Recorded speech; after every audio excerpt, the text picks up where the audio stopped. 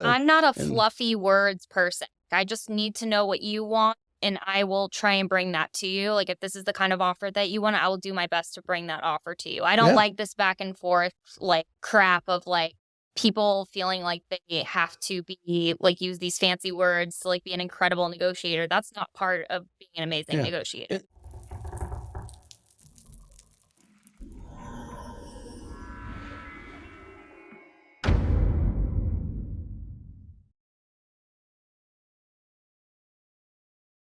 Hey, welcome back to the Real Estate Excellence Podcast. Today's guest is a team lead for a top producing team here in the greater Jacksonville area.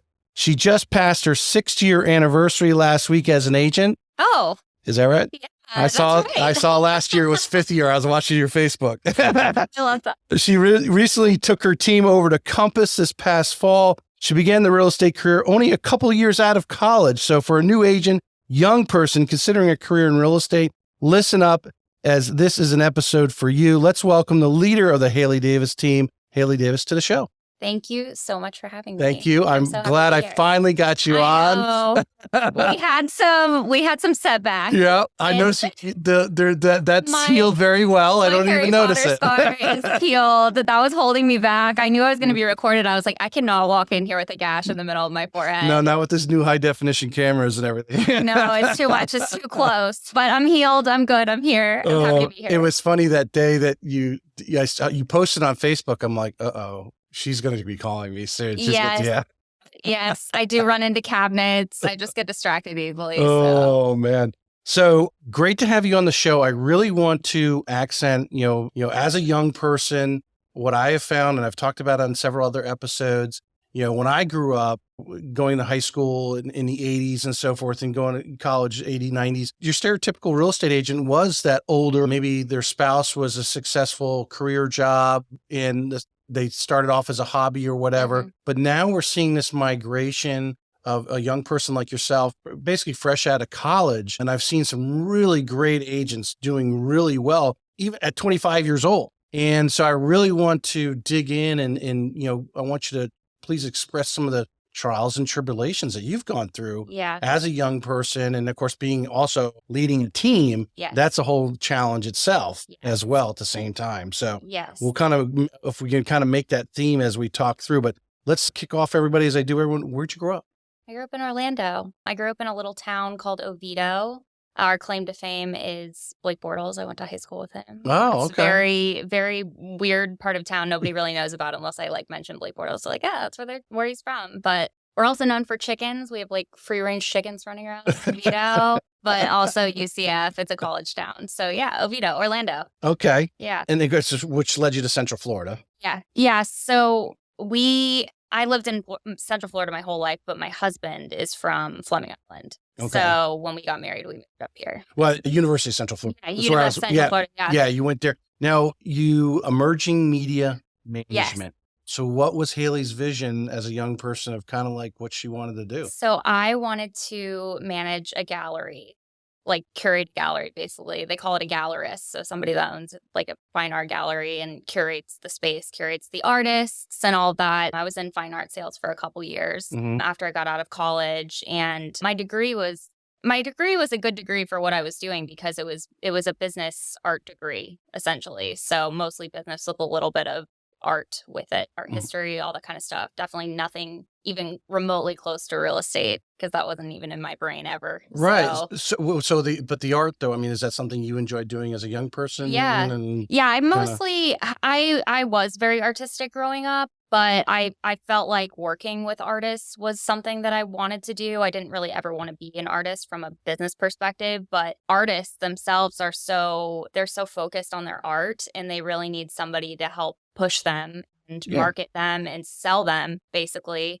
And that's what I love doing because I was like, wow, these people are so incredible. They have these incredible skills, but you can't do both. They don't have both sides of the brain, basically. They do. They're amazing, but and they're very smart. Right. But they need somebody to be an advocate for them, basically. And if you want, and we'll talk about it in the team, if you want to you want someone to be really good at something, you can't be off having them do something that they can do it because they're smart, but it's not what they can really excel at. Yes. And obviously, we talk about real estate bringing in revenue. They need Yes. to be painting and painting paintings Yes. to make money, Yes. having, hiring someone like you that specialized from the sales standpoint.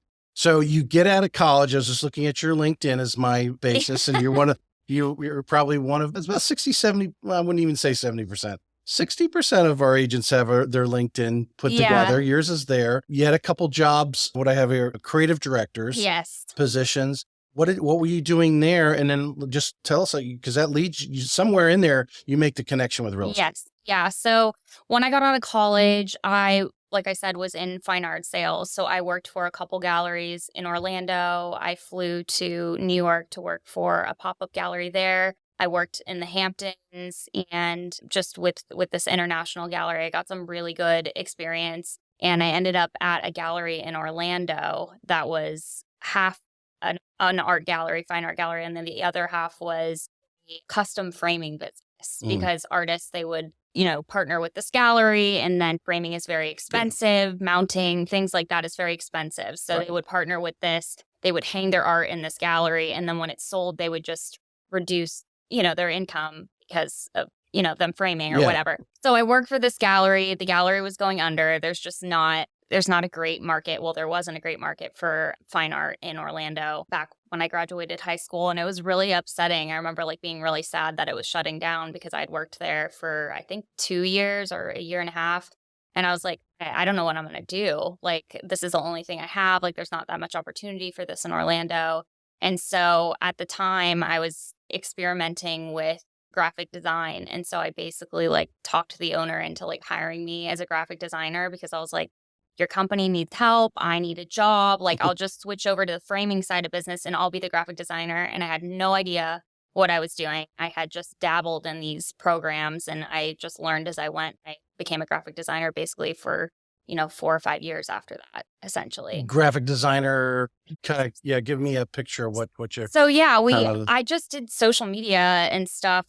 This was I don't know, when Instagram kind of was starting to get traction with marketing, online marketing and stuff. And so I would just help them with their social media and their website. And they worked with a lot of artists in a Photoshop perspective to size art and stuff like that. So I was just, doing what I could to help them, basically please keep me on. I'll do anything, basically. Right. And so I got kind of sick of that job and applied for another job. And then I was a graphic designer pretty intensely for the next 4 years. Okay. Logos. So where do you start get the sense of the real estate? So real estate did not pop up until quite a bit after. We had a friend in Orlando. His name was Brad. He's awesome. And he was talking, he's a surfing buddy of my husband. And Brad was probably maybe 5 or 6 years older than us when we first got, he is 5 or 6 years older than us when we first got married. Mm-hmm. And Brad had this quadplex. And this was I don't know, it was 6 years ago. Me and my husband were like, this is so cool. Brad has a quadplex. He's living in it. He's renting it out. He's getting free, rent. Paying his mortgage. Coolest thing. And we're house hacking? This, it's a name, there's a name for it. This is incredible. Our minds were blown. And so me and my husband were like, this is really cool. We just both got super into it. At the same time, we started listening to bigger podcasts. Bigger Pockets. Yeah. We became obsessed with Brandon Turner. We learned about the Burr method, all of that. We're this is we didn't know it was a world we didn't know existed. Mm-hmm. And so then I was working at another job in LA. I've had a lot of jobs, but I was working my job in LA, and I got laid off. And at that point, I was kind of studying for my real estate license. But I wasn't in California. Yeah. So I was remote. So I was going every couple weeks to California and back. It was a lot. But so I was already studying to get my real estate license, because me and my husband were like, okay, Brad did it. We should start thinking about doing it. So I was getting it, not intending to work. Basically, I was just getting it so that we could make a discount when we purchased, which is not the right reason to get a real estate license. And so I got laid off from my job in LA, and I was like, all right, well, I can either go into graphic design again, because that's easy. I can get a graphic design job super easy because I have a great resume for it, or I can pivot and just do real estate. And so at that point, I was like, I think it took me 2 times to pass my real estate test. And the first time I was like, I'm just going to go back into freaking graphic design. This is not for me. This test is stupid. I'm not doing this. And so then I passed it the second time, and I was like, okay, I think I can do this. So I was like, all right, well, how can I make money when I first became a realtor? And that was to be a graphic designer for the first brokerage that I worked at, which doesn't exist anymore. Mhm. But so anyways, I was doing Yeah. graphic design and real estate at the same time. Essentially, it was perfect. So was it just you just walked in there and said, "Hey, I can help you Yeah, out"? like it So was, it wasn't like you a friend of the family or no, somebody I you didn't know met, anybody. didn't know anybody. Yeah, didn't know Totally anybody. raw. Yeah, I Interesting. was really interested in like the historic areas. I was like really passionate about those houses because they're just so gorgeous. Right. And I found like the top historic brokerage, the brokerage that was doing the most in the historic district, the most of what I wanted to do, specifically that niche.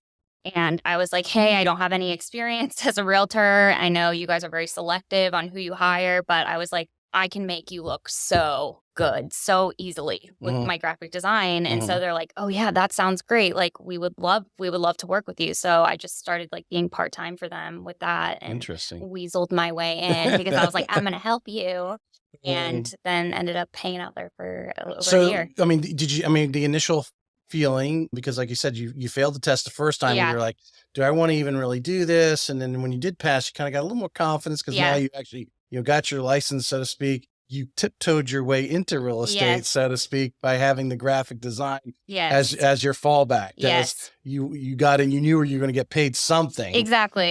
at the end of the day, Exactly. type of thing. So talk about that first, the first few days, first few months where you're going in, and of course you're getting their graphic design, Yeah. which I imagine was part of your initial things. But where do you start actually learning, or do you grab a mentor? How do you start picking up your I Like can't think, momentum with real yeah, your estate. momentum with real estate, but just your knowledge and everything, and digging deeper into it. Yeah, so the broker owner of this brokerage that I was with was just like top of her game as far as like negotiations for this specific type of house, which was about I would say the $600,000 to $900,000 historic house in Avondale, Riverside. That was like her cup of tea. Like she just owned that niche. Mm. And she would always tell me riches and niches, riches and niches. And so I was like, well, I need like a niche to be a part of, And so I would just follow her around, learn everything I could about these historic houses. And she just took me under her wing, basically. And the co-owner of that brokerage actually does a lot of beautiful flips in the Avondale and Riverside area also. So they're not working together anymore. But at the time, it was just like a dream team. I was like, you have this guy that's doing these incredible multi-million-dollar flips over in the historic district. So I'm learning about how to renovate these houses, and then you have literally the master of sales in this specific market. It was just a slam dunk for me. And then on Right. top of that, I was getting, whatever I was getting paid very small to like do graphic design. So it was Mm. just like, this is too good to be true. So So do you quickly realize, I mean, or maybe, I mean, you might have had that plan when you walked in there, is I'm going to really observe them, yeah. take Oh, I notes, did. and I studied them. shadow them, and what was their, because not everyone's a teacher Yeah. either, or a trainer or whatever. What was their kind of, mindset in spilling into you their knowledge? I don't know. They were so invested in me doing well, and I'm not really sure why, but it just seemed like they were like, yeah, you can tag along, of course, because I was getting like some content while they were doing this. So that's Mhm. like how I made myself useful. It was like, Right. I'm going to be here anyways. I might as well like get some content of you guys. And so that's what I did. I would just follow them around, but it was just an amazing scenario. And I always tell people, like in real estate, like for me, anytime I've had some weird situation or some situation where I would think that I would want to get out of real estate, something really amazing after happens. So it's like real estate, not right now. Like, you can't go now. Pull you back in. Yeah, exactly. But they were just really invested Mm. in me, and I'm so grateful because I don't think that my love for real estate would have truly been so amazing if I hadn't that experience in the historic district of Right. doing what I really loved. So looking back and reflecting, and you may not even realize it at the point, what were some of those really kind of cornerstone things that you learned from those successful people selling in the areas that you wanted to sell and flipping, that kind of thing?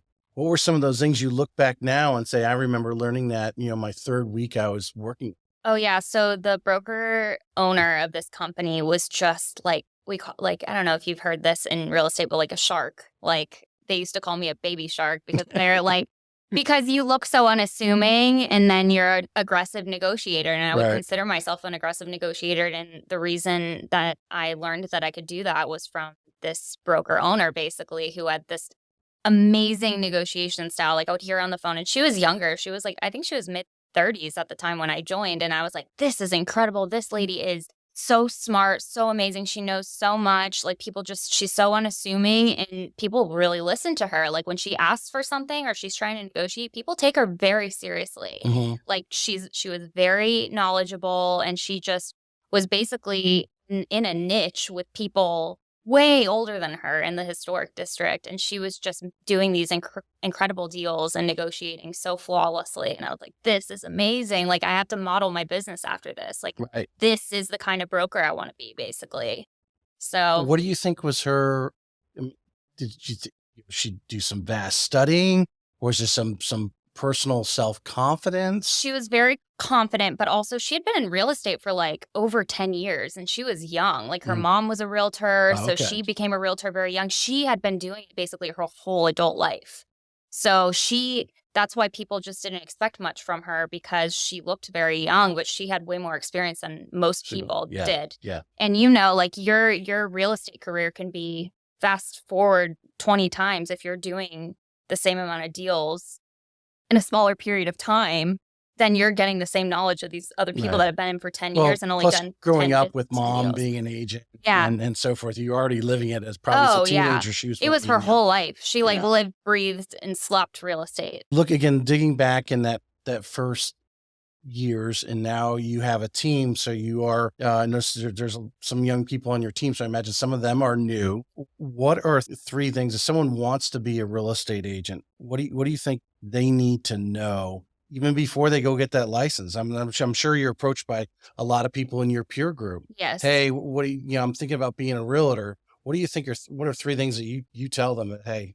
I think you have to be ready to work for yourself. I don't think a lot of people understand like what working for yourself entails, because if you have a salary job, you don't understand like how you can stay responsible to yourself throughout the week. And so I think when a lot of people get their real estate license, it's not actually the real estate that's the hard part. It's the time management and like the twiddling of the thumbs on the couch, like not knowing what you're going to do. So you really have to have a clear vision of what your week's going to look like and what your life's going to be like managing yourself once you start working for yourself, essentially. So that's number one, for sure.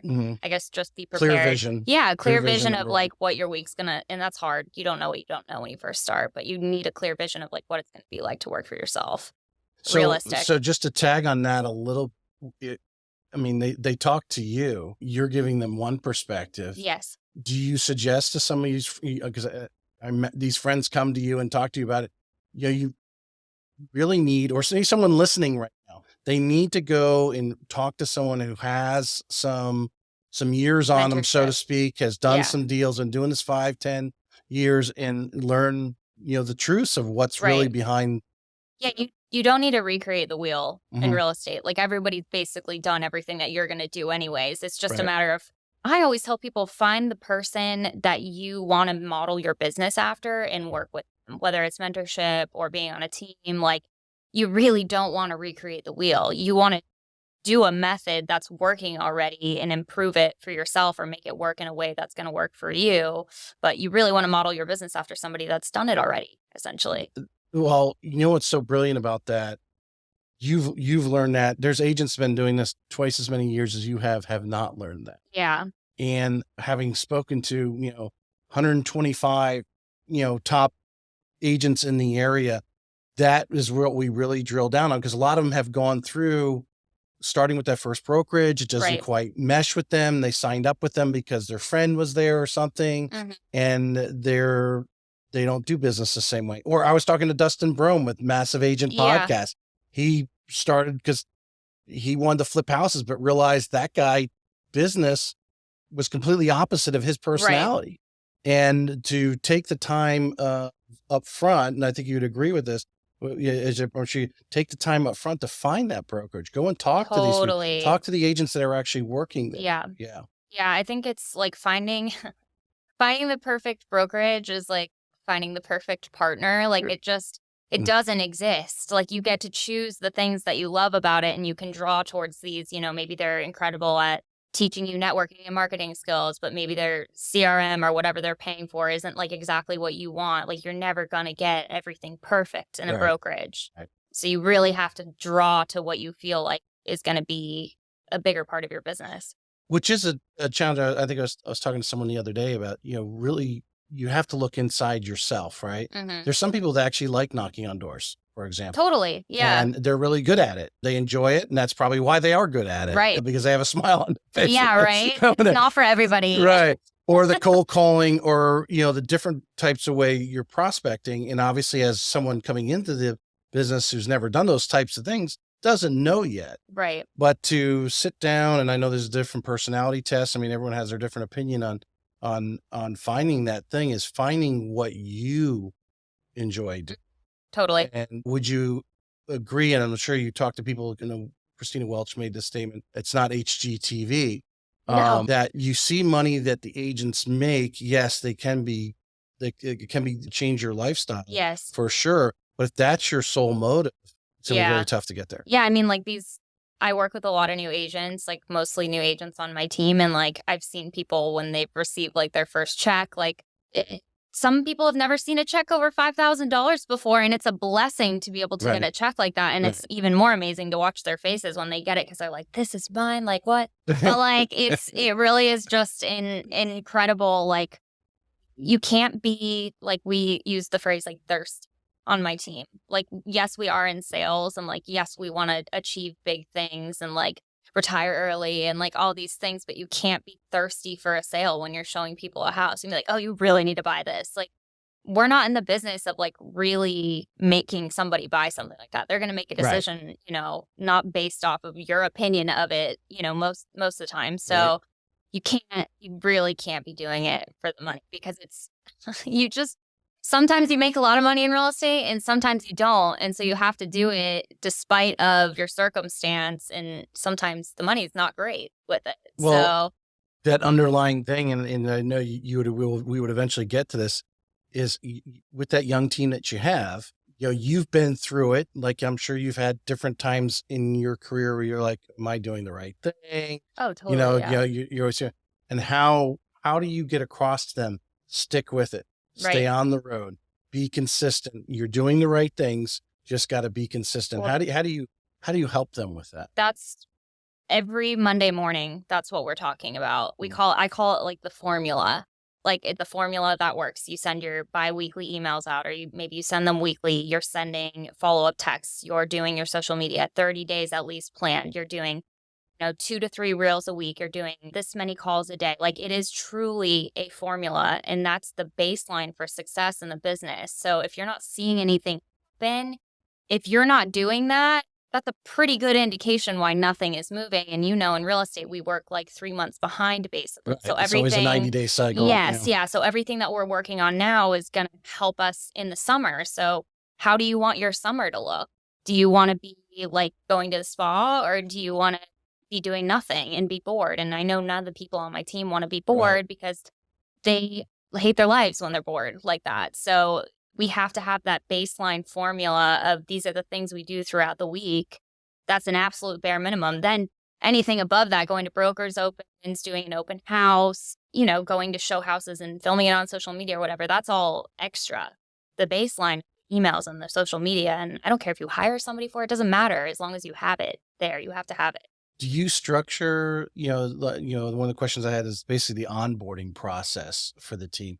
Do you have a structure for a period of time for that brand new green agent? Oh yeah, totally. We have like a onboarding guideline book that it's very much a setting expectations type scenario for the agent. It's like a 30, 60, 90-day plan of what I expect for you to do, and not so much of what I expect for them to accomplish sales-wise, because, sometimes it takes people longer than others to get into it, but is a complete guideline of what your day should look like every single day when you wake up for the first month, essentially, like what every day is going to look like. Are you having them come in the office? Is that something? Oh, yeah, definitely. Like, when you're a new agent, I spend so much time with you, which is why I haven't really hired as many like brand new fresh agents, because I don't have as much time. But well, we have a lot of virtual stuff out there. Yeah. EXP, Real Now is out Yes. there, and Florida Homes and so forth is might as well be considered virtual. In your career, obviously starting a team, I would imagine your vision was, having those Monday morning, Mhm. getting the energy, sharing the energy together Yeah. between us. How important is that? Maybe someone who's got an agent that's been 5 or 6 years and just wants to be a solo agent Right. can go virtual. But for that very green agent, how important you think it is for, for whatever period of time it is till they ramp up and understand the Right. business, to going to that office and Mhm. making it like they are going to the 9 to 5 job, Right. to get there at 8:30, 9 o'clock in the morning and get their day going. Yeah, And definitely. I mean, when you're a new agent, like I said, like it's the formula. You absolutely need to be in there 9 to 5, and maybe you take Fridays off or whatever. But I think the minimum you should be working when you're a new agent is 25 to 30 hours.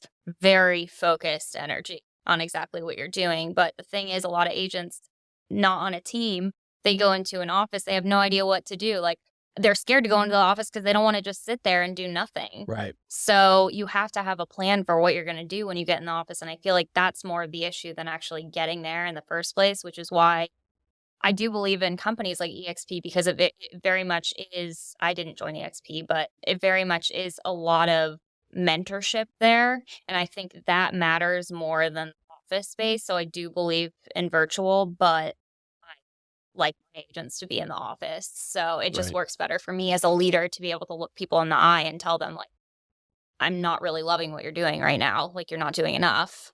You right. need to be doing more. Why am I not seeing you here? So, Well, when you're, bringing, because initially, as most agents, like, they feel they need to be interviewed by the broker when they should be interviewing the broker or the team lead, however you want to mhm, describe that.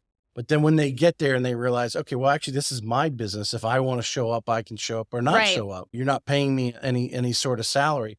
So I would imagine when you're interviewing that prospective agent to be on your team, you want one. I assume they're talking to you because they already have some respect for you, right? Yeah. That they wouldn't be if they didn't. But to know that you're going to hold them accountable, and you may tell them some things they don't like, Yeah. and they're just still going to sit there in that seat like they were an hourly employee. Yeah, Yeah. exactly. Like, you have to have, I've never recruited for my team, really. I've never gone and like held interviews. I've put on social media, hey, we are hiring. I'm trying to like attract the right person, but I'm Right. not holding like interviews of 20 people to get like the next person on. And I think the kind of people that join my team, they are very much a similar mindset as maybe just a few years before in real estate. And I really understand what they need to do better, essentially. So it's a very fluid conversation when I'm saying like, what are you doing? Like, why are you not doing this? You told me you wanted to make 100,000+ a year. Well, you're Right. not. I'm going to be going to the spa and you're going to be hanging out at home. Like, I don't know what to tell you. Like, you Right. told me you wanted that. Like, Right. you are disappointing me. I'm sad for you because I want to hang out and go to dinner. But like at the same time, like you told me that's what you wanted too. Like, we're supposed to retire at the same time. Like, I thought we were on the same page here. Like, come on, let's go. So Oh, what we were actually, one of the questions that I had was why you chose your first brokerage. We know that through your story here. So to summarize, to kind of conclude a little bit of what we were just talking there, it's an agent who may be listening here in Jacksonville, maybe you're listening in San Diego to the show, but or picks up this on YouTube or something. What are some important things that they should be doing or should be asking? Because I think a lot of new agent doesn't even know what to ask because they right. haven't been there yet, and they're not being mentored by uh, they have latched on to that senior agent that's going to tell them. What would you tell someone? If your friend called you from California, say, "Oh, I want to start getting real estate in California." What are some things that you would suggest that they need to find out about the brokerage that they're going to sign up with? I think they need to figure out what kind of education is provided and how far that goes beyond just the first point of when you join, like the first week. Like, Mhm. how is that prolonged? Because as an agent, we're constantly learning. We have to. There's a red line contract, there's new laws, there's this and that. So we have to be constantly learning.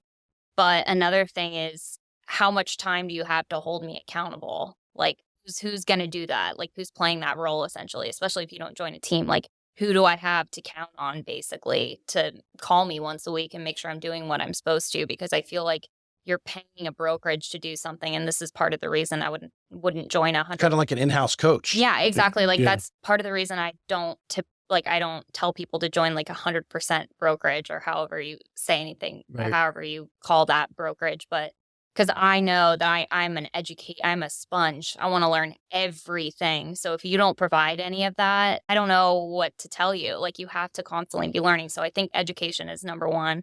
Accountability is number two. And then I'm a big software person. Like I was a graphic designer for a long time, so I can appreciate a good CRM. So like, what are you providing me for the split that I'm giving you, essentially? Like, what kind of technology are we, like, in the dinosaur age, or are we, using Boomtown or whatever, Right. Like, what are you paying for on my behalf, essentially? Some brokerages are focused on the new agent. You to go to the other end, say like an Engel and Volkers, they want Right. producers because they want to focus on the next level, so to speak. I guess you Totally. would call it that. So I think a lot of agents don't understand. And again, Dustin Burham, who was on my last show, explaining he actually stuck around and hit the brokerage he was at for 5 or 6 years Right. because he didn't know any better. Right. And to understand that you may run your Yeah. course on that I brokerage, agree. and now you need to move to newer ground because the brokerage changes in leadership, Yes. changes in attitude, ideology, whatever is on the Yeah. education part of it. Yeah. Because how important is, because I think one of the reasons or one of the cornerstones of success of any salesperson or any person in general is confidence, right? Yeah. Definitely. So if that brokerage is not giving you the education, is not, tips and tricks, and you're hearing in the office of, hey, how did we handle this squirrely sale that we had?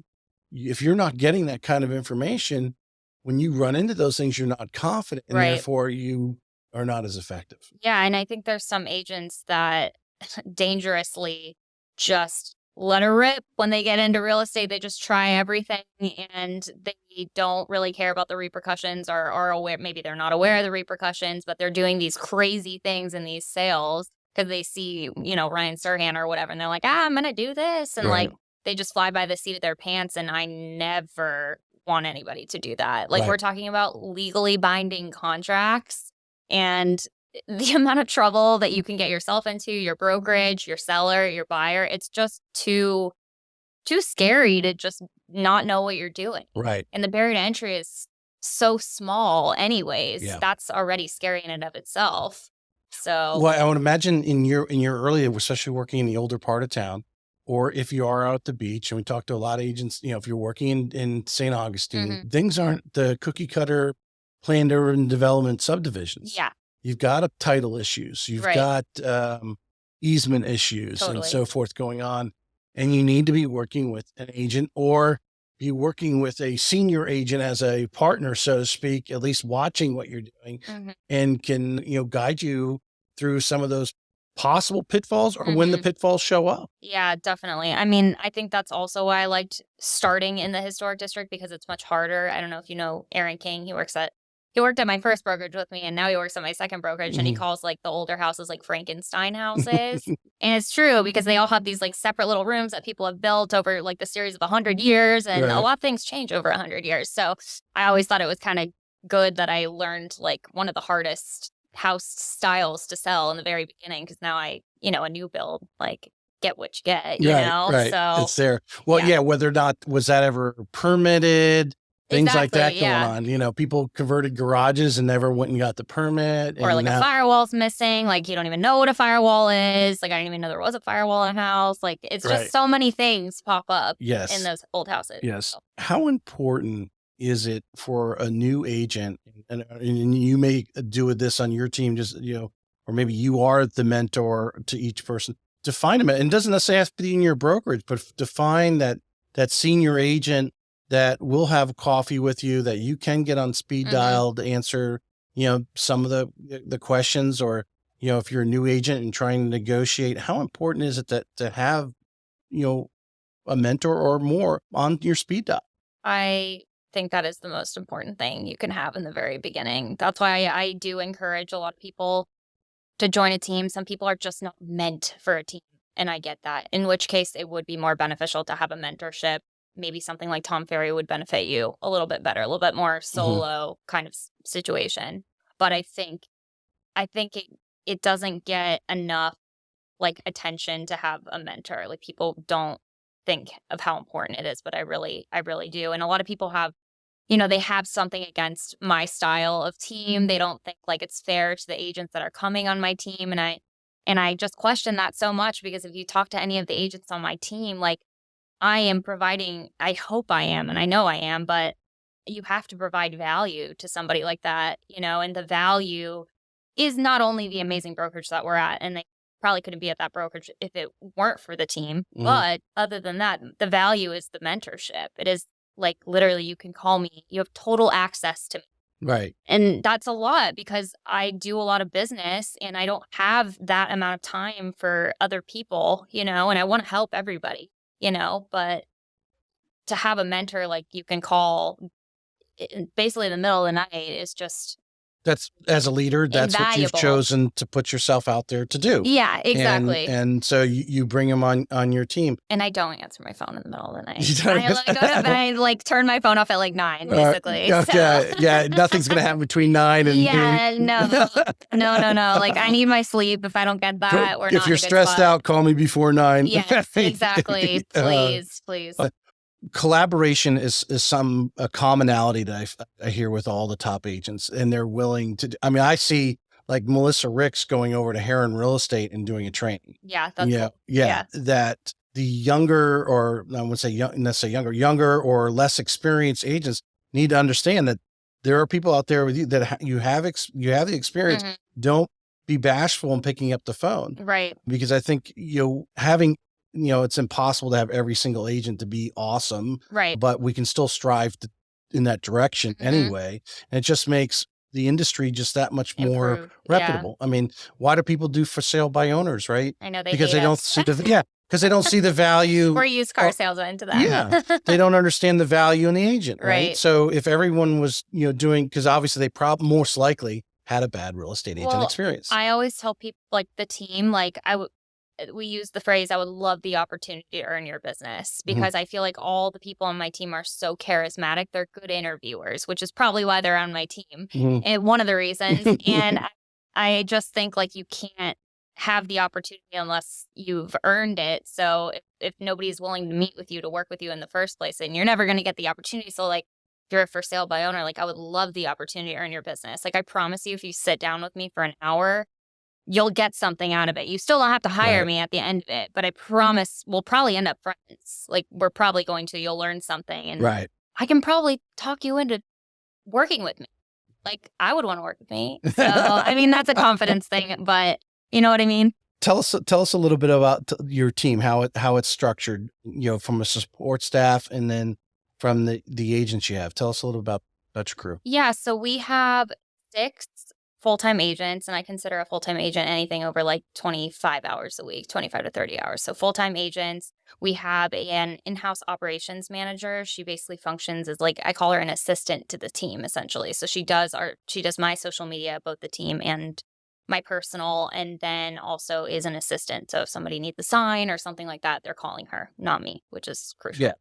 And then we have a transaction coordinator, which is really nice. We've always had a transaction coordinator. And if you're a new agent, just spend them. Like, just do it. Like, don't be silly. You don't need to be doing that paperwork. You need to be making sales. So get yourself a transaction coordinator. Or handling the other chores in your life. Yeah, exactly. You just don't need to be doing that paperwork. Yeah. And so then we have that. I have had inside sales, but for right now, it's not really necessary for like this market. I think perhaps in the future, if I come to a point where I have a bunch of unattended to leads, which, as the team ebbs and flows, sometimes you have 2, sometimes you have 6. So we try and retain everybody, but always. Yeah. So, but anyways, we have had a inside sales agent. We don't anymore for this market. But yeah, that's it. We're a small but mighty team. I'm trying to remember who said this. And I don't know because I do, as much as I put the show out there on social media and stuff, I do study what some of the other real estate industry people are doing as far as social media is concerned and things like that. And of course, obviously talking to everyone on the show. So sometimes I confuse the information, but this is the first thing you should do. Actually, you know what? I think now it's coming to me. I was talking to Jordan Ferrer, and Kidnap was coaching. The first person you should hire is that assistant. Oh, totally. How important is it in you're leveraging it? It's not just your assistants, the team's assistant, that person's going in every morning and that, they're getting that social media spin out there, getting Hmm. those things going for them, that they're not even having to think about it. And Right. they may go create some content and send it to her so they can, Right. post later on, but they're moving forward and doing what they need to be, which is truly prospecting Mm. from this moment. So, how important, especially as even a solo agent, when they reach a certain level, to bring that assistant on. Yeah, I think, well, we as humans have decision fatigue, right? And I feel like that's something that I struggle with every day is decision fatigue. And like we can only make like 10 big decisions a day or something like that. I read a Mhm. book and it said that. And yeah, I feel like the less decisions I have to make up front on things like social media, the more space there is in my brain to make other more important decisions or make an important phone call. But if I'm filling my brain with social media, which it's fun, Yeah. then I don't have any more room to prospect or Right. procure business, which is the most important aspect of our entire job. So if you're not thinking about doing a social media or you feel like you don't have enough time yet, like there's different levels. There's different levels of hiring somebody like that. Like we have somebody that's full time and I pay her salary. But like I didn't always have that. I couldn't always pay her salary. I paid her hourly and I could, maybe only do 15 hours a week. And I had, these specific things I wanted her to accomplish during those 15 hours. And you just scale it, but you have to start somewhere because you really can't do it all by yourself. You have to Right. delegate at some point. So, And I mean, have you used, in your growth process, there's a lot of whether they're virtual assistants that are out there.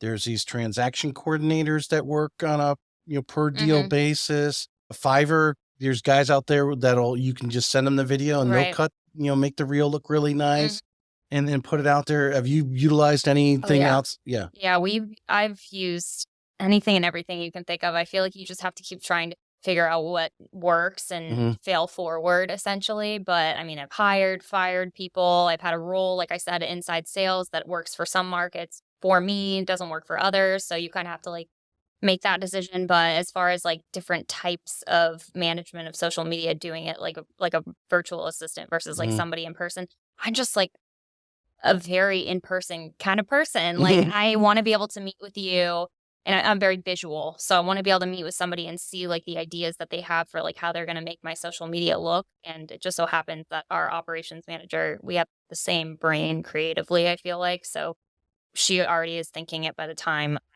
thought about it already, by the That's time I've cool. asked her, which is Yeah. cool, and Well, she's been with me for a you couple started to years. sync together on Yeah. what your tastes are, so to speak, Yeah, there. definitely, definitely.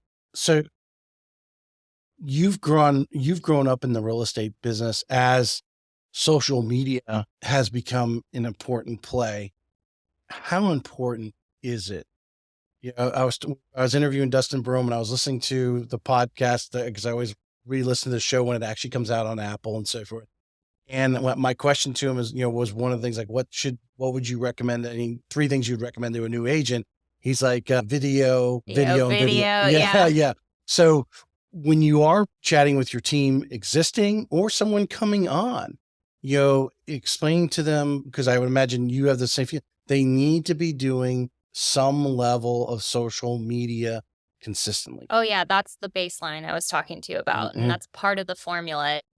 You gotta post every day, and you definitely have to do video, especially when you're first starting, and I like to tell people, like, perception is reality, so even though I wasn't, like, this big agent when I first started, I wanted people to think I was educated, and the best, fastest way to do that was through video. I could take people through the houses that I was going to with my boss, and I could be like, "Oh, this panel, might be uninsurable," and, like, these Mhm. ungrounded outlets, and people were just, like, loving it because it was, like, a more real version of HGTV, and that was a couple years ago, and I feel like Mhm. way more agents do that now, so you got like, think of way more, unique ideas than just taking somebody through a house. Yeah. But I think, like, it's just invaluable, but I also wanna stress how important relationships are as well. Like, it is not enough to do just video, and that I don't think it will ever be enough. Like, my business is basically 100% based, even though I buy leads for the team. My business itself is Mhm. 100% referral based. So, like, the most important thing to me is social media, but also the personal connection I get with people. Like, I don't feel like that should be pushed to the side. Hey folks, this episode was produced by Streamline Media, the #1 media company for helping brands generate content that converts. I knew I wanted to start a podcast to reach more people and bring value to the world, but I did not have the time or the knowledge. Streamline Media became my secret weapon to building my show. They handle all my back-end work, production, and strategies to keep my show going strong. If you're in the real estate business and looking to make content that generates more leads and brings in more revenue, check out the Streamline Media link in the show notes and discover how partnering up can supercharge your path to real estate excellence.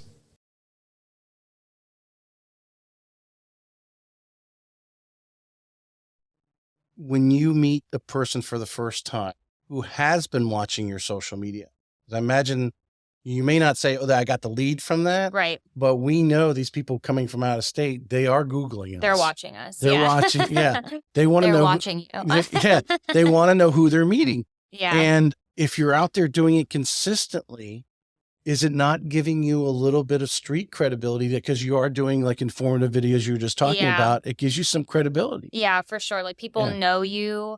Well, I think it is street cred, but I also think it's personality because people want to work with people that are like them. That's just the nature of business. So I think like, yes, it's important to inform people and have them remember that you're the informer, but it also is very important for people to really clearly see my personality because I want to win them as fast as possible over anyone else. And I think, I don't know Melissa Ricks very well, but I know she does that very, very well. She is herself 100%. People know what they're getting before they start working with her. And I think that is way more valuable than the information that you're teaching somebody about a new home community, a new build. Right. Yeah. So I think I use social media to get people to really understand like who I am. Because they can't be with you all day long. Right, exactly. And they don't know the other things and, the interests you have in your life. Exactly. Whether you're a soccer mom or, you like Sundays, you like to go out in the boat like I do. People bond to that kind of stuff. Or I know there was one, I was listening to a podcast the other day. The guy started putting his bulldog in his video. Yes. And the guy called them. He made contact with the guy. Yes, exactly. That's how it is in my golden doodle. I think my golden doodle gets me a lot of business. So, he has other friends all across the metaverse. So the circle back to the team, how long have you, because you changed brokerages, but how long has the Haley Davis team been in existence? I was thinking about this morning. So 3 years. 3 years. Yeah. What is the #1 challenge? If someone came to you and said, I'd like to start a team too. What is your biggest challenge? What would you tell? The biggest challenge is separating friendship from work, I think, in my mind, because I am a younger agent and a lot of younger agents join my team and we are on the same level, but we can't be really. So like, I don't want to ever feel like I don't want anybody to feel like I'm better than them. I'm not, but I am in a position of leadership. And in order to maintain that position, it's a very fine line between who you're friends with, who you hang out with on the weekends, like hanging out with other people and their spouses that are on your team. It's just, it can be very, very messy. And I think some of the relationships and some of the agents that have been on my team the longest, those boundaries are very sacred and respected. And like, we don't hang out with them and their spouse or their boyfriend on the weekend. We don't. It's work. I completely understand. I want to pin this down from the standpoint of, especially in corporate America where you have that, very corporate structure. Right. And then, there's management and then there's the employees, right? And the union, if you're in a unionized area, management's on the other team, right? Right. When you're there.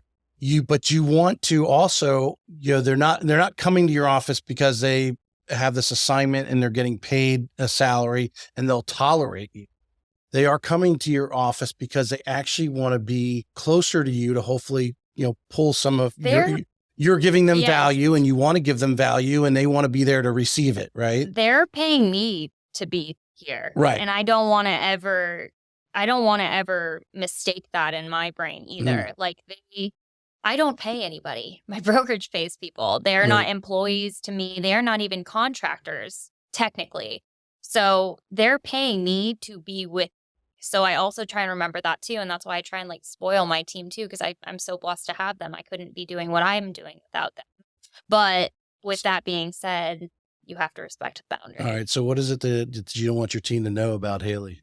About me? What do you mean? Like, well, I withhold more than I extract from other people. So like, I think that's maybe a sales thing is like, I want to know everything about you more than you know about me. And so that kind of it is the way with my team too. Like it's therapy sessions sometimes, but I'm not venting to them. I can't it's not their job. Well, I So mean, let me do a little psychology. I mean, do you feel, well, I think all of us we know our weaknesses, right? right, And some of those weaknesses we don't want to let others know. right, Some things we will let out to know that, right. hey, we're not really good at that, but you've been doing this enough years and you've got enough wins under your belt and so forth.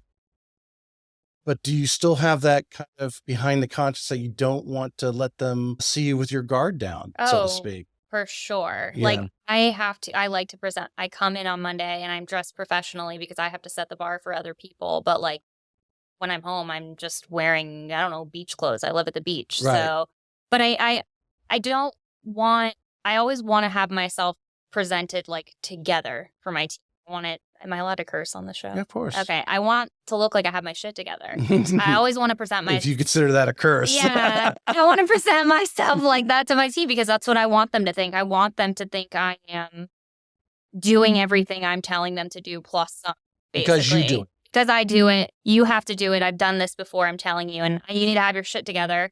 And I want to look polished and I want to have my words polished for them. But in actuality, a lot of it is just my confidence that's kind of like covering up other stuff, Yeah. just like anybody else in sales. Like I'm Right. definitely not perfect. So, and I struggle with anxiety and depression, but I don't bring that to work. I can't, Right. 100%. So if there are people listening that do suffer with anxiety, that do real estate, you understand like what a struggle that is to like keep your shit together. It's very difficult sometimes, but do you think that will, as time goes on and you get older and more sales and more experience and so forth, that will ease off a little bit? That right now, because you are as young as you are with the team, there's a lot of pressure on you. yeah. Oh yeah, there's a lot of pressure. Like sometimes I don't even know how to explain it. It's like it's pressure that nobody else is putting on you. You're yourself. putting it on you. Yeah. So, but that's the type of person that has success is the person that feels pressured by themselves, basically. Right. So I try to remind myself like it's not real, the facade of what I have to put on. Like my team doesn't expect me to be perfect all the time. I'm a human. So failing forward, you mentioned that earlier. And that's, you're listening to any of the top people out there.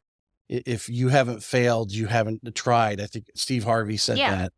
So what are some of the things that you feel you have failed forward and that you would, if you were put in front of a bunch of people at NEFAR and say, hey, in your success here as a real estate agent, what are some important things that you failed forward to learn? Yeah, I think one of the things I struggled with when I first started was I wanted to know the contract so well because the better you know the contract, the better you can negotiate. But I didn't know it as well as it took me 6 years to really get that contract like under my belt and really have leverage with it. In your head? In my head, yeah. So like in the beginning, I would just say silly things that weren't like necessarily true to my buyers or somebody else like in negotiating. And then I look back and I'm like, that's actually not true. Like there's a lot of gray area in that contract. So I think when I didn't know it as well, I played up the gray area a lot and I don't mess around with that anymore. I try and make things as cut and dry as I can because the gray area is where you get in trouble. So while I was utilizing that to my advantage when I first started, it's not an area I like to play in. Did it snap you in the butt though anywhere along the line though? 100. Oh my gosh. All right, we need a story now. I'm a fairly unproblematic agent, I will say. But when we were doing the appraisal gap situation, the appraisal gap dance that we were doing like last year and the year before, I would say like I put on my contract, like, if the house doesn't appraise, then, buyers will come up X amount. And one time I told, this is the first time I put it on, or the second time. First time, maybe it appraised. The second time, maybe it didn't. And I was like, well, the buyers just don't want to pay it. Like, they just don't want to pay it. And they're like, well, you're in default. And I'm like, really? And the agent was just like going off on me. And I like look back, and like my buyers were such like little like savages. They were in the, like my ear saying like, we're not going to pay it. We're not going to pay it. And I'm like, they're not going to pay it. And they're like, you're in default. I'm like, I don't care. This is what my buyers are telling me. They don't care. Like, sue them, basically. That's what they're asking. And the seller was an attorney. So he's like, the agent is an appraiser and also an agent. It's just the worst situation you can think of. And then funny enough, so we got along, we got the deal done. My buyers ended up coming up, but not as much as we said we were going to come up in the contract. I'm not saying that that's right. I'm just saying that's what happened from negotiations. And we ended up closing, and I saw this agent at like a garage sale my friend was having, and she's like, hey, Haley. I'm like, hey, girl. I'm like, I know that she A, thinks I'm dumb, and B, thinks I'm just a pain in the ass for arguing with her and making her life a living hell, basically, for a full week. But her seller, again, was an attorney, and mine was being a little, like, so antagonistic. So it was such a fun experience. Because you just played. I just played dumb, basically. You played dumb, yeah. Like, they don't have to pay. She's like, they're in default, honey. I'm like, no, they're not. Yeah. So she did not like me very much. We're good though. And same on the subject of failing forward, as far as the team in the structure, because I've had many of the top team leaders on, Christina Welch, CC Underwood, Sarah Rocco, Shara Kavanaugh on a couple weeks ago. Here? Yes, they've all sat there. Goodness. Yeah, fangirl, I'm a huge fangirl of all those people you just listed. Yeah, so. Amongst others, I just those ladies always come first to mind to me. Yeah. The Keller Williams team leaders, because and Melissa Ricks, each of them structure their team so differently. Okay.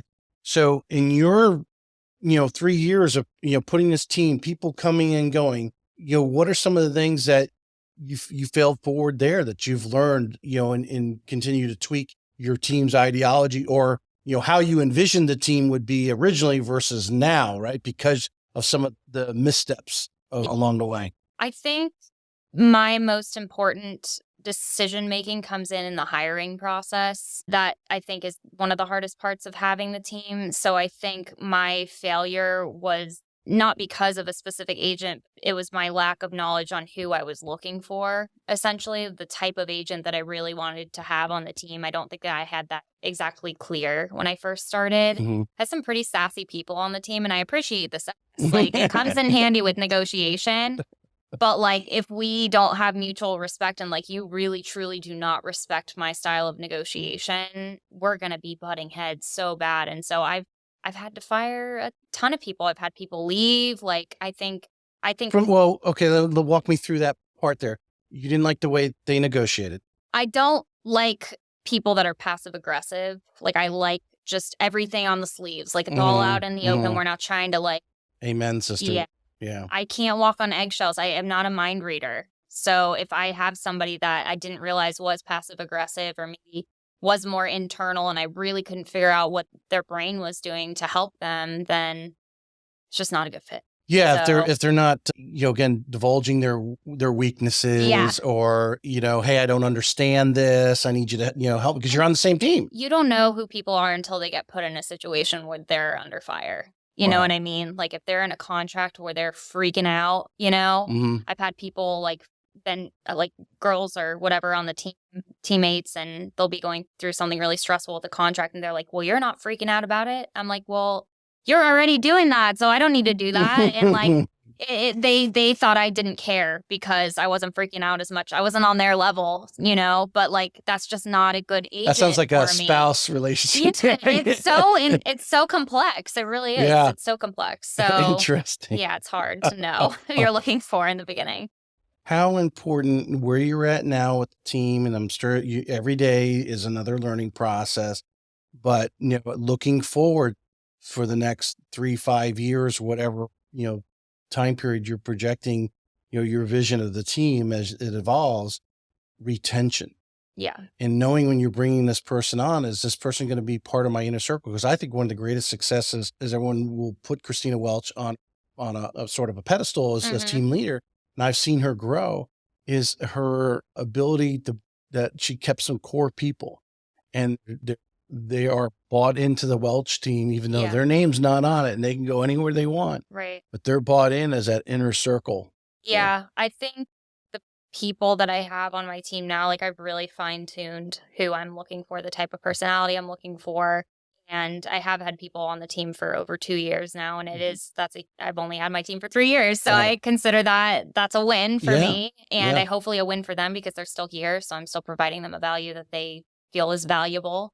But I agree, I think retention of good people, like, it is so important. It is so important. And some people really do run their course and, they need something else or you're not able to provide that for them, but feel like for the most part if you're a good leader, you're going to retain hopefully a good amount of people because that is your core. Sarah Rocco said it so well, and I've repeated it numerous times. When they feel you're not adding value to them Mhm. anymore, that's when you're going to lose them. Yes. So retention being a challenge always is how do I retain? But being the thing to retain them is adding value. So I mean, what goes on a weekly, monthly basis as far as you as being forward thinking to continue to add value? You have your Monday morning Yeah. meetings, which to me, I've seen a lot of poorly done sales meetings that Yeah. waste a lot of people's Yeah. time because there's no agenda. Right. No one's leaving with any value at the Yeah. end of it. Say, hey, I learned this today or whatever it might be. How important is it, A, as a leader to be forward thinking so you are adding value? And what are some of the things that go through your mind in that challenge? Well, our Monday morning meetings are super productive. And when people miss them, they're very sad because it doesn't start the week off on the right foot. And if they can't be there, I'm like, oh, you can't be there. Like, what's going on? Like, why can't you be there? Hmm. And they're like, oh, I had this. I'm like, well, you had to schedule it during a Monday meeting. And they're like, yes, I did. And I would want to be there if I could. So, like, I know they're trying to be at the Monday morning meeting. Right. So, but our Monday morning meeting does have really good structure. We go through articles, interest rates, deals that we have, leads that have come in, the conversations that we've had with the leads. Gosh, upcoming events for like the brokerage, things I expect them to be at. I obviously do not employ them, so I cannot require them to be at a meeting. Hmm. But as far as the value add from me throughout the week, obviously we have our meeting. I'm available for the meeting to go over whatever anybody wants to talk about. And typically we'll sit for about 30 minutes after and kind of shoot the shit and talk about, the contracts that we have. And it's not part of the meeting. It's just we're all there and we're just kind of masterminding while we're there, making the Right. most of our time. But we do one-on-ones probably every other week. I found it's a little overwhelming for agents to do it every week, but that's 15 minutes of extremely focused time. What are you doing good? What are you doing bad? What are your goals for the next 2 weeks, basically? And then that's like a word vomit of everything that's happening with their deals and their life and everything. It's very focused. Phone is off. I am there 120%. So we have that. I have book club, which we do every other week too. And then we're typically in the office like 2 or 3 times a week. And I'll text like, hey, going to the office. If anybody wants to work, I'm here. And people will come in, throughout and, make the use of time they have with me just sitting next to me while we're working together. So yeah, that's the value I think is. Well, if they're coming to join your team, they're coming, to spend that time with you, them not to show up Yeah. would be why you even on the team. Right. You can just go be your own solo agent, Yeah. Definitely. type of thing, and obviously getting I think people, as I think I mentioned early in the show, people underestimate the ramp up in the knowledge when you're around because our business, every deal is different. There's different buyers. It's a different house, Mhm. different types of loans, different inspection issues that come up, different title issues that might come up, a different negotiation because there's so many variables in it. And sometimes, that person loses it. And the reason why they're losing it situation is because they don't know what to do. Right. And so they're panicking and that's their emotions coming out there. That when you're in that office and you're sharing these stories like you are on Monday mornings, or, when I always tell people when I first got started, I was working at Quicken Loans in Detroit, Yeah. outside Detroit in a call center. For the first 3 years, I was in a call center where I could reach across and touch the guy next to Right. him. And we're sharing stories and we're having sales meetings or huddles or whatever we're talking about, or we immediately could walk over to our sales manager because we got people on the phone, Right. and hey, this is a situation. How can we, Right. or how can I present this differently? I will say there's not a lot of panic on the team. And there's not a lot of panic with the agents on the team because I'm there so much and they've heard so much of what I've been through with my deals Hmm. already that the expectation for them is they've heard most of it already. They haven't experienced it all, but like we're not a team of people that are frazzled all the time. Like you're not supposed to present yourself like that anyways, and that's just not how our team is. So, but I find when you do have a team that's actually functioning well, nobody's frazzled because they've all had so much shared experience that there's no reason to be frazzled. Well, I'm going to give you a So, compliment there. Part of that is leadership.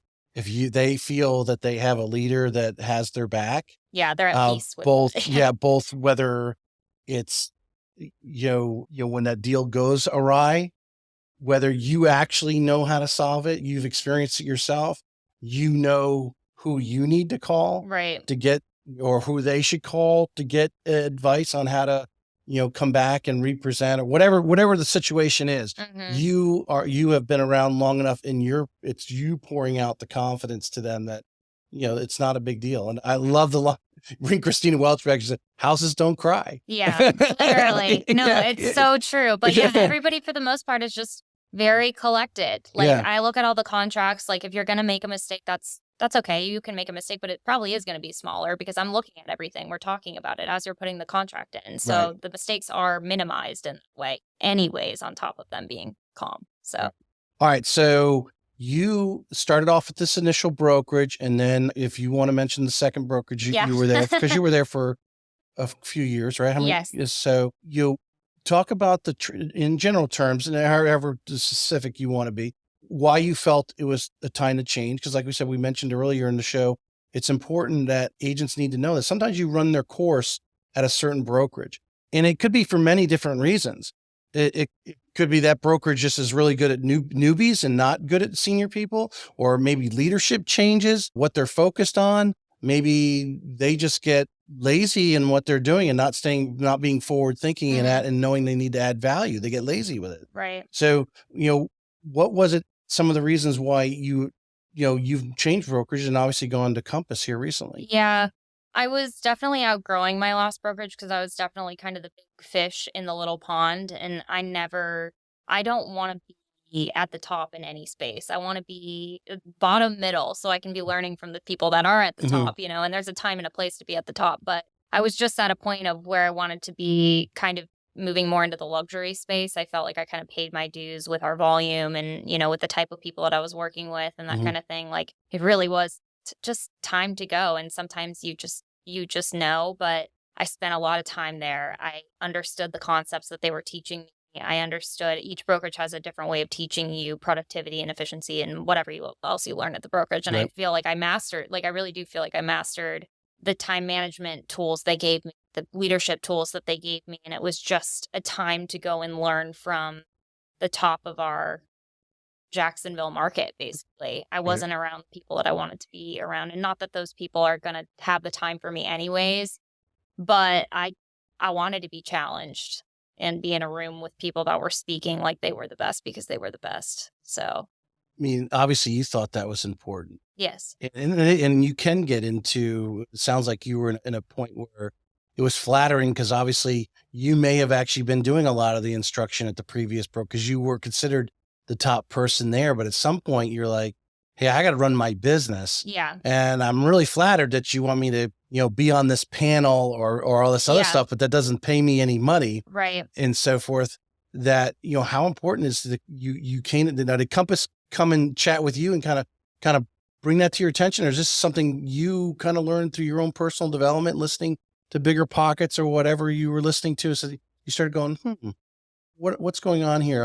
What's going to take me to the next level? Yeah, I think, Compass had reached out to me like probably a year and a half ago, and I had some pretty serious conversation with them about like their systems and everything that they were offering, but they were just starting in Jacksonville, and I was like, I'm not ready to go yet. I just didn't feel like it was like my time to go yet. We had our biggest year last year, and I was just, I don't know, I was just not in a position. I was very happy with what I was getting at the time. And then things started to change at my last brokerage. Like leadership was kind of changing a little. And I don't know, I just honestly got kind of a gut feeling, but I knew in the future I wanted to do luxury anyways. So it always been working up to that. And then I just got to the point where I was like, we had a really strong year. Like our systems are insanely strong. We're very efficient. Like if I'm going to challenge myself to redo all the CRM, all this stuff, like it really felt like September was the time. And so I called my operations manager, Morgan, and I was like, we need to go, make sure I go. Like this is the time we're all leaving. And I lost half of my team, like moving over, which was a bummer. But I think some of those people needed be kind of thinned out anyways. And Sheriff Kavanaugh said the same thing. Yeah, it was good. It was a blessing, honestly. Like things just happen the way they're supposed to happen. Right. So yeah, but it was an amazing decision. Like Compass is an incredible company. They get a lot of flack, but from somebody that's with the brokerage that values social media and technology, and it is a very technology forward company, like literally one of the most innovative companies that present right now on this market. So their systems are just like, I can't explain how great they are. You mentioned process and systems, and it was, like I mentioned, I was cutting some old reels from my interview with Melissa Ricks, and she talks about processes and systems. How important, again, someone comes and chat and you say, hey, I want to do a team like you. How important from the credibility standpoint and just fluid, that you're not caught up in a day-to-day minutia of non-income producing tasks is your processes and systems within your team. It is absolutely everything. From the second that we get a contract to getting, inspection quotes, there's a person with the responsibility for those things. It is, you get the contract, you get the quotes, you send it to the transaction coordinator. The transaction coordinator does this. You do that, and then you go back to selling. Like, the more time that's spent trying to figure out what you're supposed to be doing is less time you could be procuring business, which means we're going to make less than we should be. So I think like processes and systems, I'm just huge on efficiency. I don't want to be wasting my time. Like if I have extra time, I want to be with my dog, with my family, with my husband. Probably should have said husband, the dog, family, dog. I'm recording this. He's amazing. Family dog, like, or on the beach somewhere. Like, I don't want to be spending any more time enjoying the fruits of your labor. Yeah, exactly. I don't want to spend any more time working than I have to. So it's like if I have these amazing systems, then I get to spend more time with my agents, but also more time doing what I want to do. So from the get-go of the team, I mean, how quickly did you realize, did you have a good mentor that you were watching, that really drilled that into you? Because I really, we talk about these, these great team leaders we've had on processes and systems. The faster you can get those down, and of course you're always tweaking something here and there, but that's easy. But getting those things down and knowing everyone knows what they're supposed to be doing or in their lanes, how were you able to, get a mentor, or was that something you had to fail forward on early in your team building? Yeah, at my last brokerage at Red Zone, he had an amazing coach there, and I was able to bounce off a lot of ideas with him on, how systems and processes looked. And I spent a lot of nights staying up super late, just being super type A and writing out, if this, then this, if this, then this. Like there is a solution to every whole schematic. Yeah, exactly. It's just all written out. It's a timeline. It's everything. Like, and I enjoy that. I like setting expectations for myself and for other people. And like, I like to know what's coming next. That's probably the type A in me. But it's just so important. I think spending the extra time to stay up till 1 or 2, not all the time, but at 1 or 2, if you're really feeling like you're in the mood to get some shit straightened out, stay up till 1 or 2.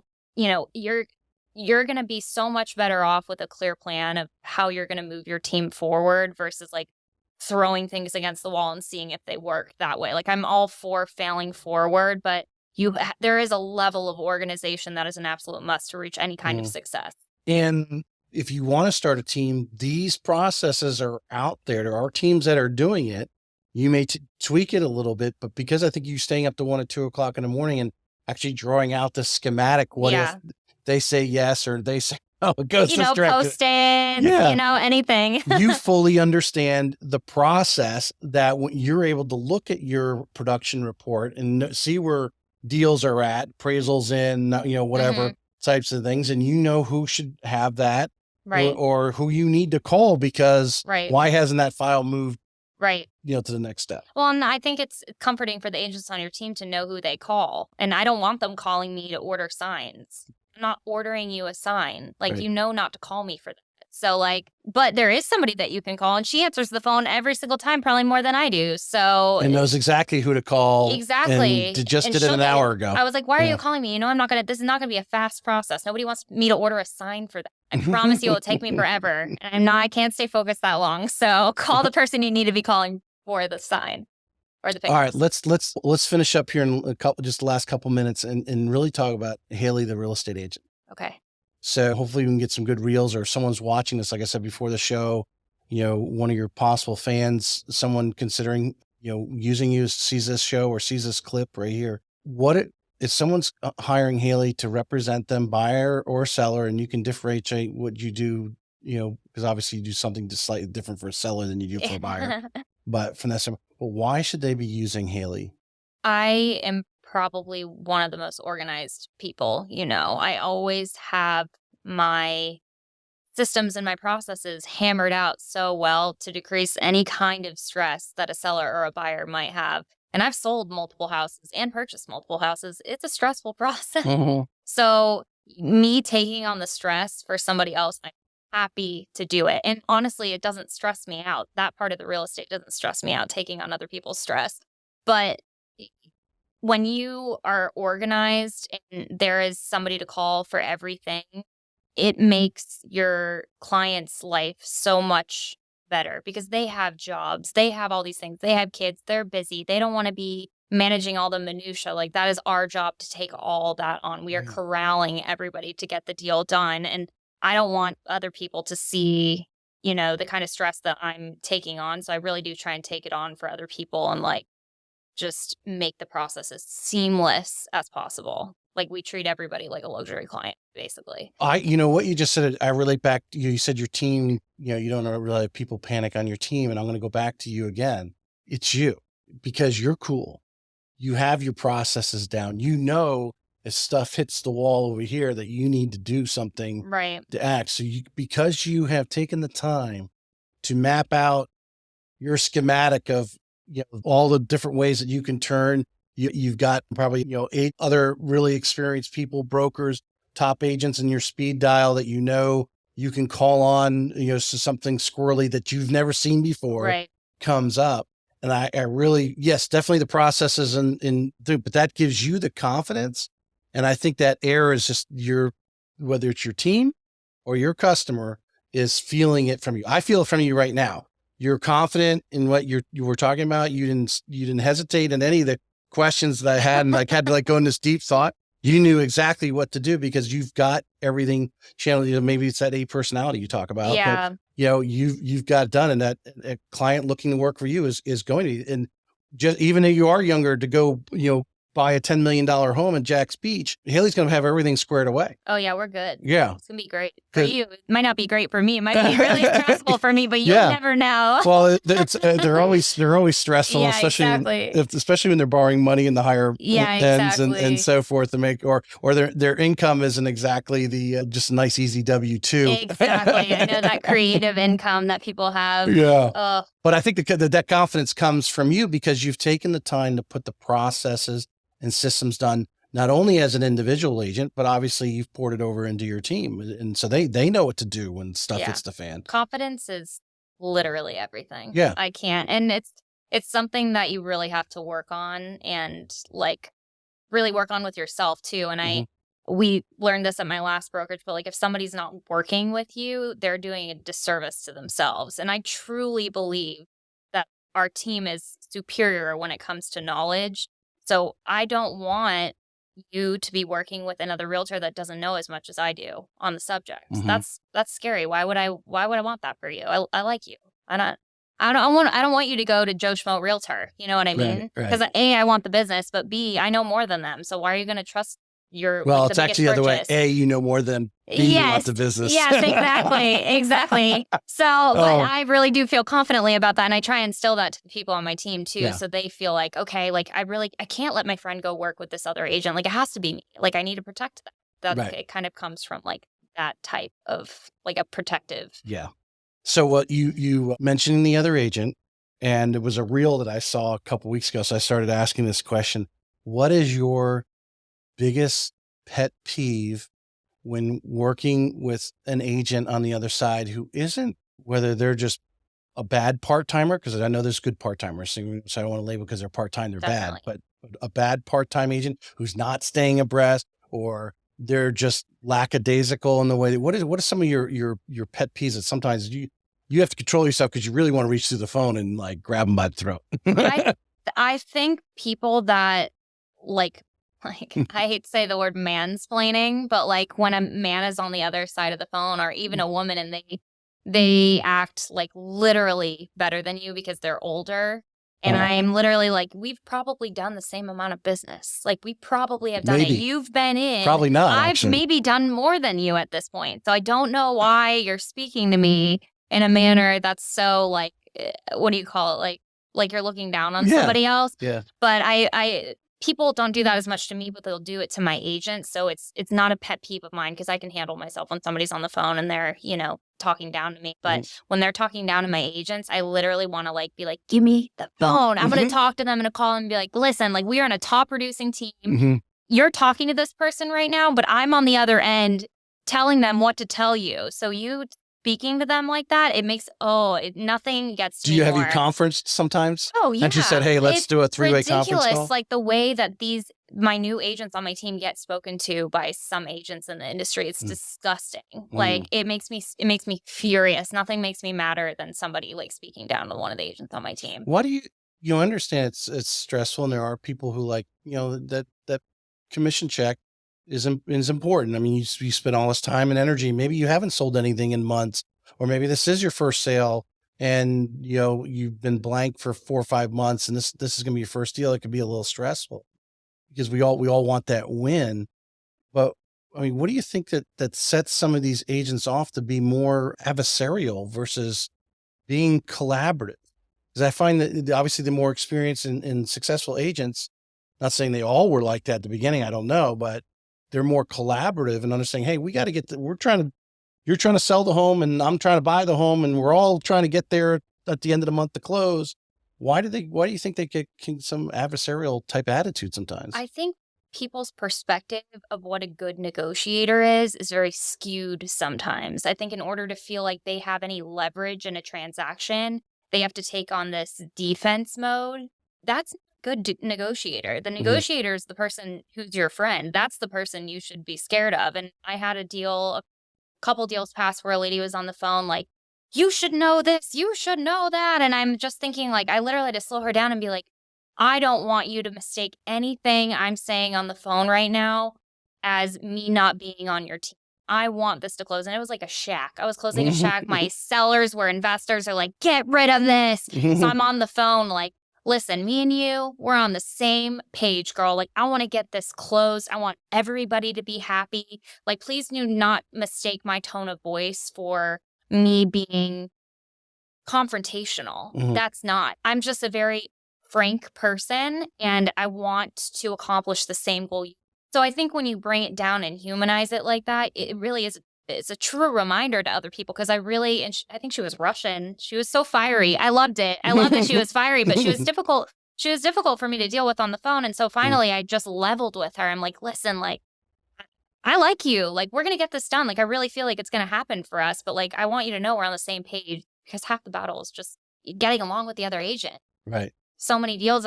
I mean, I've even killed deals because I've gone off on people for sure. And I'm not proud of that, but it gets fiery. So you have to just level with the other person sometimes. Right. Like, hey, like. Well, how important, talking about that is to actually, as an agent, to get out to some of these, you going to Jacksonville producers at the end of the month? Good, yeah. Good. All right. So I'll see you there. So to get out and, meet some of these agents face to face. Yeah.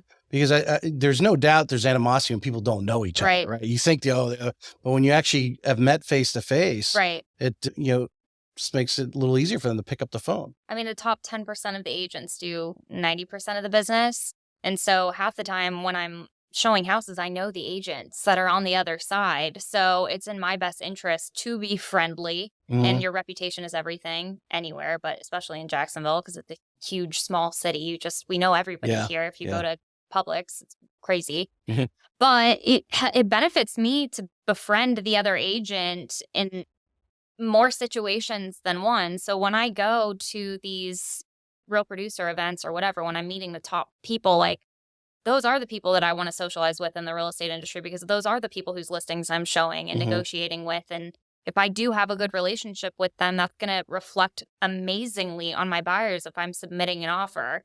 So it just is in your best interest to befriend, like catch more Yeah, I mean, how flies with honey. So to have a relationship, and if I called you and said, Haley, my sellers are being real pains in the butt. yeah, They've got to have this.